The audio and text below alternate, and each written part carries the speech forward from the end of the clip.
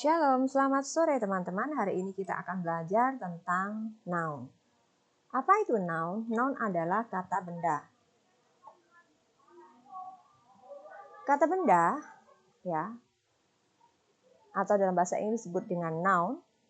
Faktanya apapun yang dapat kita sentuh, lihat, cium, kita cicipi, kita dengar, dan kita pegang dapat disebut sebagai noun. Apa itu noun? Bagian dari speech yang terdiri dari kata-kata yang digunakan untuk menyebut orang, tempat, binatang, benda, dan sebuah entitas. Hampir setiap kalimat pasti memiliki kata benda, dan komponen ini memiliki peran yang berbeda dalam sebuah kalimat. Secara fungsinya, kata benda dapat bertindak sebagai subjek, objek tidak langsung, objek langsung, pelengkap subjek, dan pelengkap objek. Contoh dari kata benda yaitu nama orang, Budi, Santi, nama tempat, Indonesia, Jakarta, Egypt, North Pole, classroom, bedroom, basketball, field, futsal, field, restoran. Hewan dan binatang, lion, zebra, snake, flamingo, bear, fish, cat, shark, giraffe, and worm.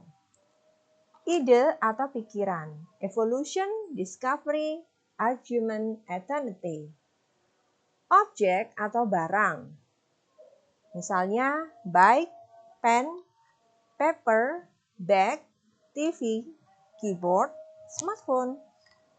Nah, dari sini jenis dari noun. Secara garis besar, kata benda dapat diklasifikasikan menjadi proper noun.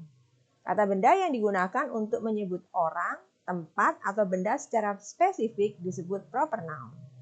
Jenis noun yang satu ini selalu diawali dengan huruf capital. My name is Budi. Ya, Budi. This is my cat, Belang. Yang tadi, Budi diawali huruf B-nya harus besar. Belang, B-nya harus besar. Rudy came back from Padang.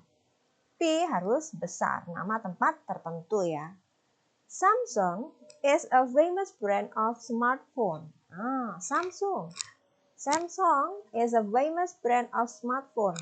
S depannya ya, nama merek perusahaan tertentu.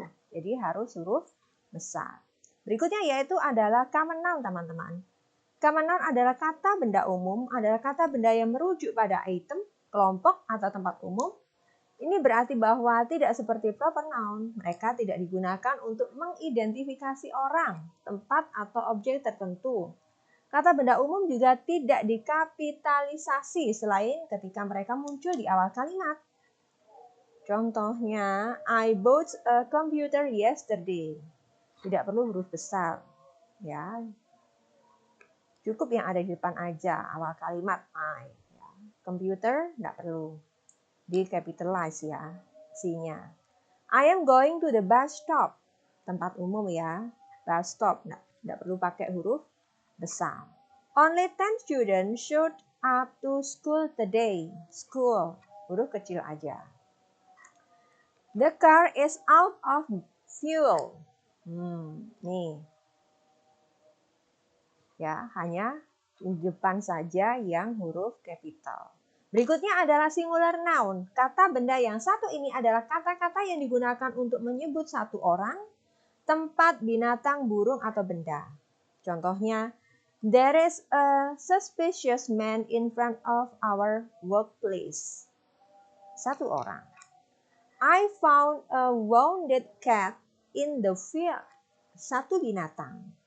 A black fan has been following us for a long time. Objek tunggal. Berikutnya adalah plural noun. Kata benda yang satu ini mengacu pada sejumlah orang, tempat, hewan, atau benda. Plural noun biasa muncul dengan imbuhan s, ya, is, ves, ke akar-akar kata yang ada. Beberapa kata benda tetap sama, dalam bentuk tunggal dan jamaknya. Dan beberapa lainnya memiliki ejaan yang sangat berbeda. Contohnya, I need some boxes, berakhiran dengan TS. Did you find the pencils you were looking for? Pencils. Diakhiri S ya akhirannya. Pencils karena plural. I bought mangoes from the market. Mangoes pakai tambahan ES karena bentuk jamak. Berikutnya adalah countable noun. Apa? Seperti namanya, countable noun adalah kata benda yang dapat dihitung atau diukur. Contoh, Dinda brought 10 packets of bento for the trip. Nomor spesifik yaitu 10. Mom asked me to buy a dozen of eggs. Spesifik, 1 lusin atau 12 buah. Berikutnya yaitu adalah uncountable noun. Uncountable noun adalah kata benda yang tidak dapat dihitung. Kategori kata benda ini mencakup kata benda konkret dan abstrak. I have a lot of homework to do. We are facing terrible weather today. Ya, tidak dapat dihitung. Berikutnya yaitu collective noun. Apa itu collective noun? Kata benda kolektif adalah kata penamaan yang digunakan untuk menunjukkan sekelompok benda, hewan, atau orang. Konsep ini agak sedikit rumit untuk dipahami karena dalam tata bahasa Indonesia, konsep pengelompokan manusia maupun makhluk hidup tidak memiliki padanan kata khusus. Nah, berikutnya contoh kata benda kolektif untuk kelompok hewan. A swarm of bees. A flock of sheep, kata benda kolektif untuk sekelompok orang. A band of musicians, ya.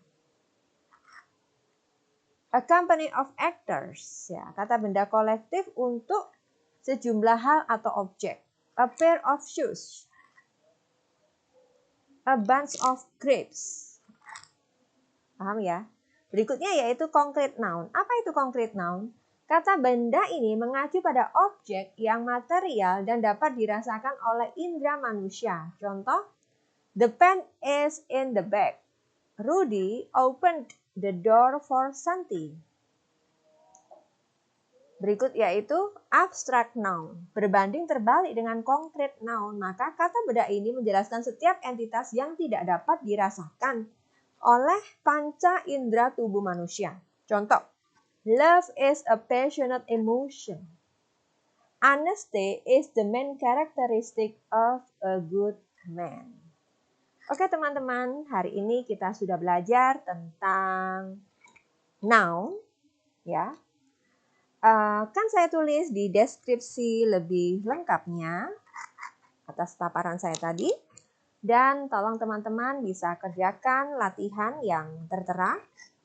Dan silakan dikumpulkan, dikerjakan ya sebaik mungkin. Apabila ada pertanyaan, silakan hubungi nomor yang saya cantumkan. Terima kasih. God bless you. Shalom.